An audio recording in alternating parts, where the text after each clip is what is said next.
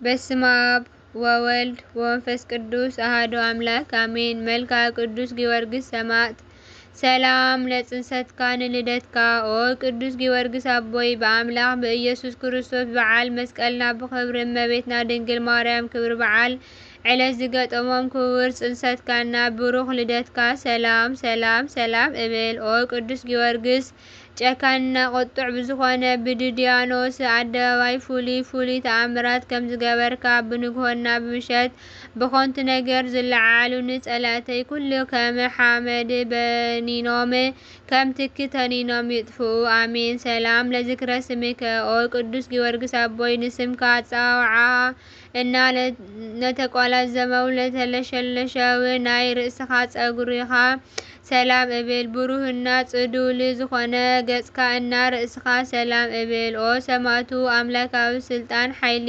ተጓናጸፍካ ናይ ምድሓን መስቀል ብልዕሊ ርእሰይ ግበረለይ። ገድልኻ ወንጌልውን ኣብ ልቦና ሰሌዳ ላዕላይ ጸሓፈለይ አሜን። ሰላም ለቀራንብትከ ኦ ቅዱስ ጊዮርጊስ አቦይ ድፉላት ዝኾኑ ቀራንብትኻ ብሩሃት ዝኾኑ ዓይንትኻ ሰላም እብል።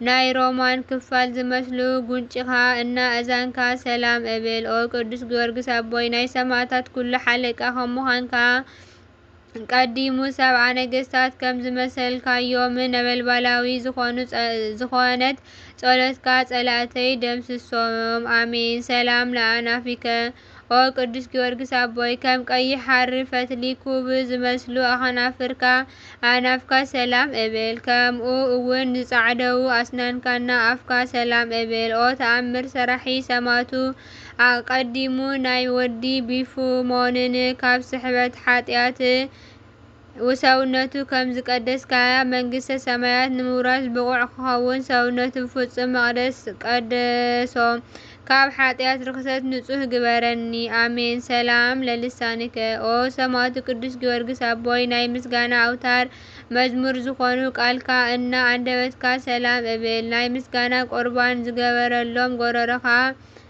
ዝንገረሎም ጎረሮኻ እና እስትንፋስካ ሰላም እብል። ኦ ተአምር ሰራሒ ሰማዕቲ ምዉታት ናይ ምትንሳእ ስልጣን ተዋሂብካ እዩና አቤቱ ብርታዊት ካብ አፍ ሞት ተመን ከም ዘድሓንካያ ንዓይ እውን ካብ ዕለት ክፍኣት ካብ ዘመን መንሱት ብጸሎትካ ድሕነኒ። ሰላም ለክሳድከ ኦ ቅዱስ ጊዮርጊስ አቦይ ናይ ምቁራጽና ናይ መምታሪ ፍርዲ ዝተፈረዶም መትከፍትኻና ክሳድካ ሰላም እብል። ዝተገረፈ ዝባንካ እና ዝተሸንከሩ እንግዳዕኻ ሰላም እብል።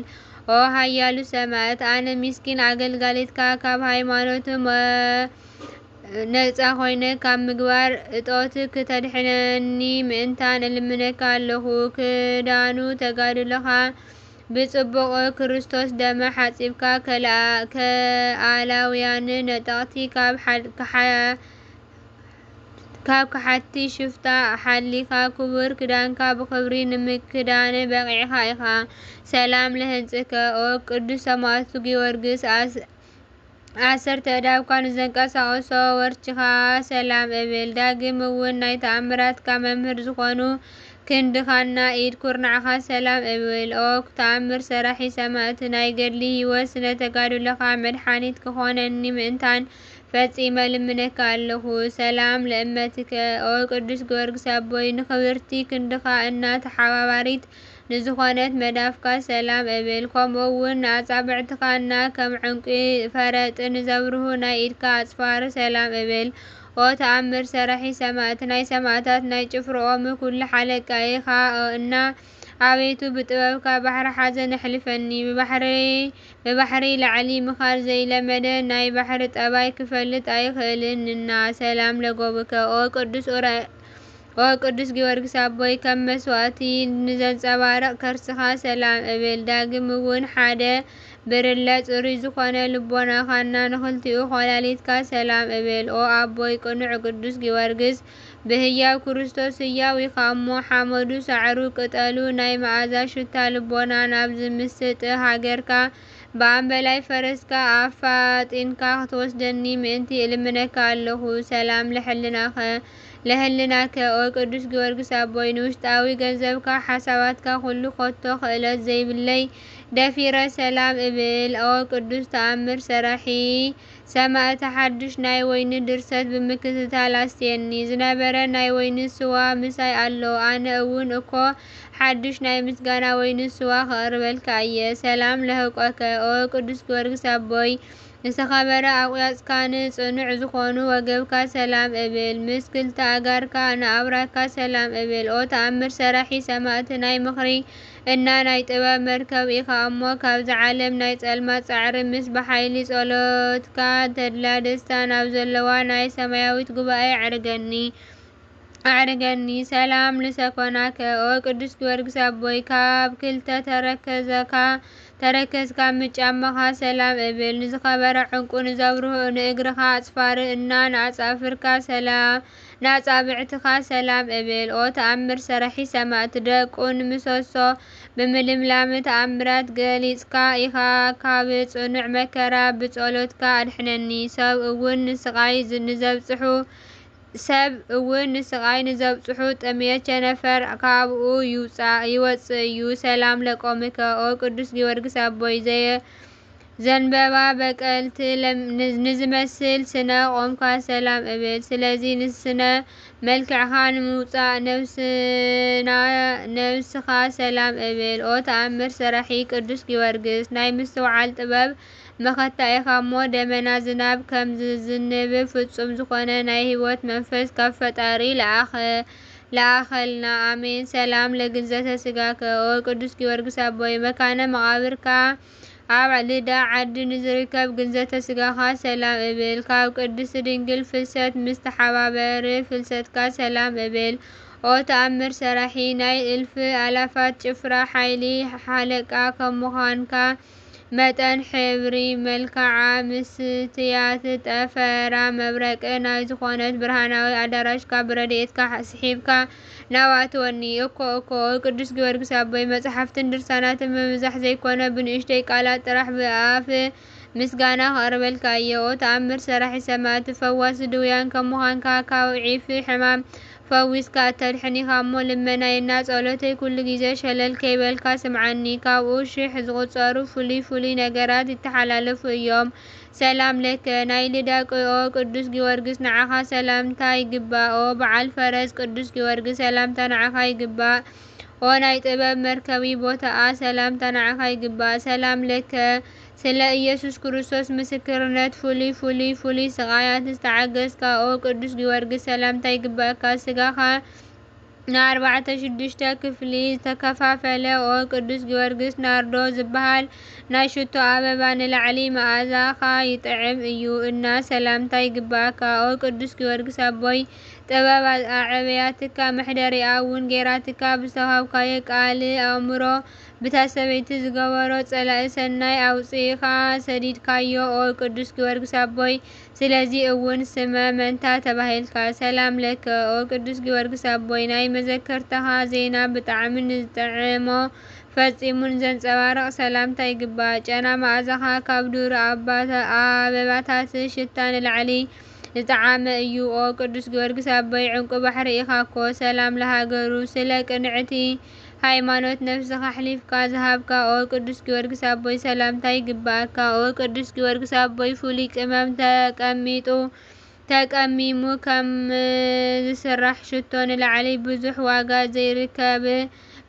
ዋጋ ዘይርከብ መኣዝኡ ዝጠዓመ ሽቶ ንስኻ ኢኻ ሰላም ለከ ኦ ቅዱስ ጊዮርጊስ አቦይ ናይ ዘንባባ ቡቁልቲ ንዝመስል ስነ ቁመትካ ሰላም እብል ኦ ሰማዕቲ ቅዱስ ጊዮርጊስ ኣዕዋፍ ገነት በኣኻ ጸግዒ ታሕቲ ዘጽልሉ ከምኡውን ብጎይታ ብኢየሱስ ክርስቶስ ስም ኣእሚንካ ዘጥመቕካዮም ክዳን ጥምቀት ዝተኸደኑ ምእመናን እዮም ሰላም ለከ ኦ ቅዱስ ጊዮርጊስ አቦይ ብኣፈይ ጥራሕ ዘይኮነስ ካብ ልበይ ፈትወካ እየና ሰላም እብለካ ስለዚ ኦ አቦይ ምስጋናይ ኣይተቃልል ተቐቢልካ ዋጋይ ኣውህበኒ እምበር ንዓይ ንድኻ ንጹህ ወርቂ ንስኻ ቅዱስ ጊዮርጊስ ኢኻ ሰላም ለከ ናይ ቅድስቲ ድንግል ማርያም ኣገልጋሊኣ ኦ ቅዱስ ጊዮርጊስ አቦይ ሰላም እብለካ ካብ ጽጌረዳ ዕምበባ ንላዕሊ መኣዛ ሃይማኖትካ ንዝጠዓመ ኦ ቅዱስ ጊዮርጊስ ሰላም እብለካ። ናይ ልዳ ኮኸብ ቅዱስ ጊዮርጊስ ሰላም እብለካ። ሰላም ለሃገሩ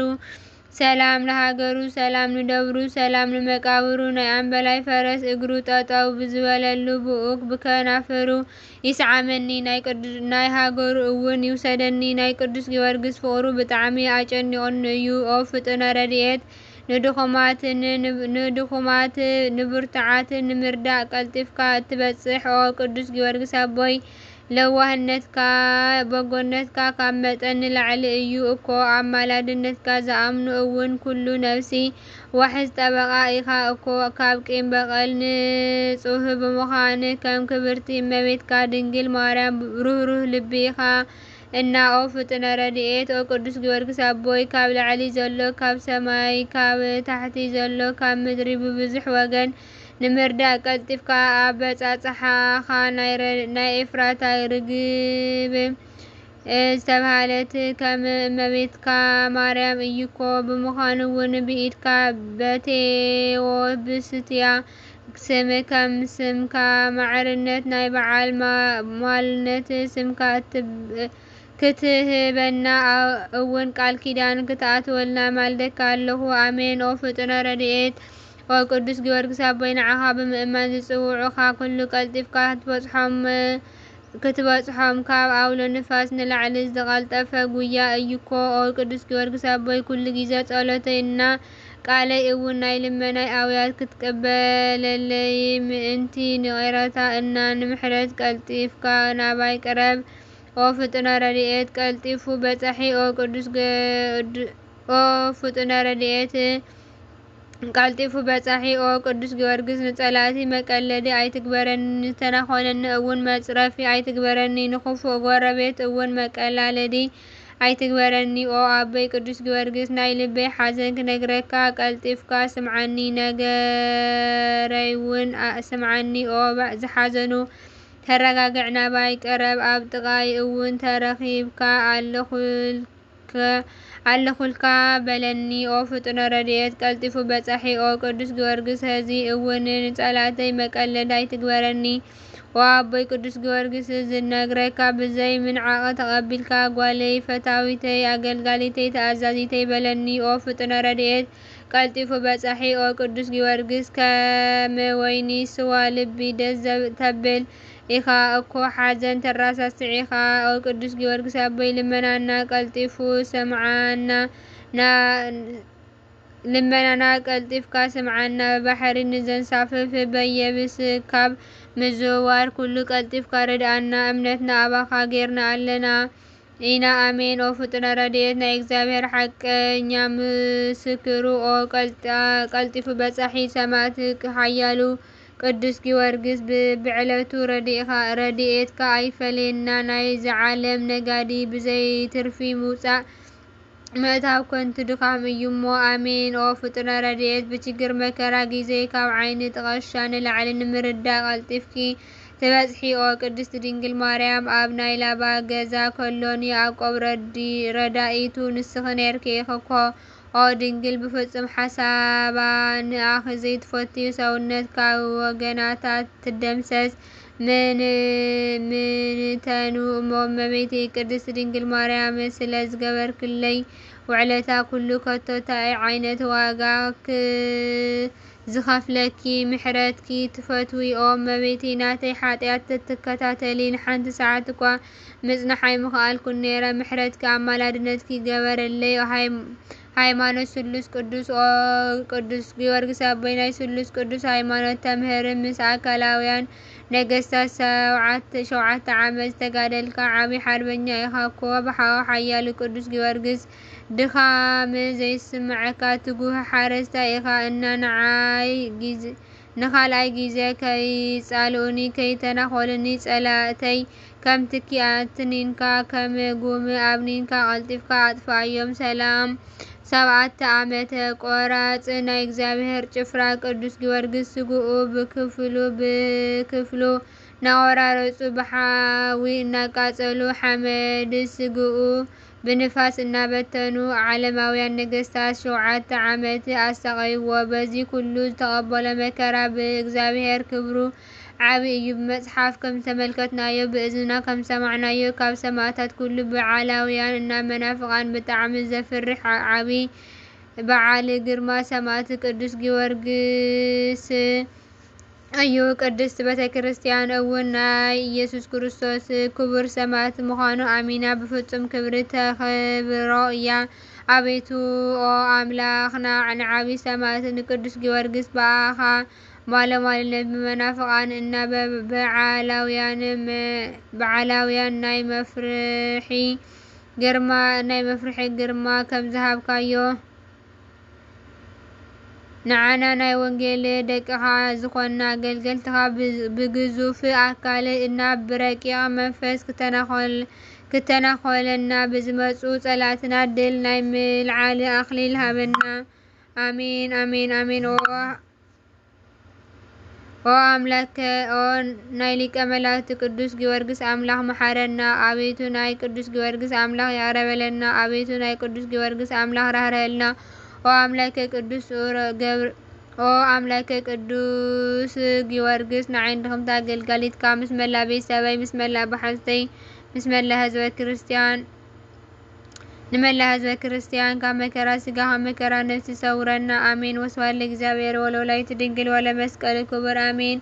አቡነ ዘበሰማያት ይትቀደስ ስምከ ትምጻእ መንግስትከ ወይኩን ፈቃድከ በከመ በሰማይ ከማሁ በምድር ሲሳየነ ዘለለዕለትነ ሀበነ ዮም ህድግ ለነ አበሳነ ወጌጋየነ ከመ ንሕነኒ ንህድግ ለዘአበሰ ለነ ኢታብአነ እግዚኦ ውስተ መንሱት አላድኅነነ ወባልሐነ ኩሉ ኩስ መዚአከ ይእቲ መንግስት ኃይል ወስብሐት ለዓለመ ዓለም አሜን። ሰላም ቅዱስ ገብርኤል መልአክ እግዝእትየ ማርያም ሰላም ለኪ ድንግል በሕሊናኪ ወድንግል በሥጋኪ እግዚአብሔር ጸባኦት ሰላም ለኪ ብሩክት አንቲ እምአንስት ወብሩክ ፍሬ ከርሥኪ ተፈሥሒ ፍስሕት እምእንተ ጸጋ እግዚአብሔር ምስለኪ ሰአሊ ወጸልዪ ምህረተ በእንቲአነ ፍቁር ወልድኪ ኢየሱስ ክርስቶስ ከመ ይስረይ ለነ ኃጣውኢነ ተማኅፀነ ብኪ ተማኅፀነ በኪዳንኪ አሜን አሜን አሜን። ምስጋናን ወልድ ምስጋናን መንፈስ ቅዱስ ይኹን።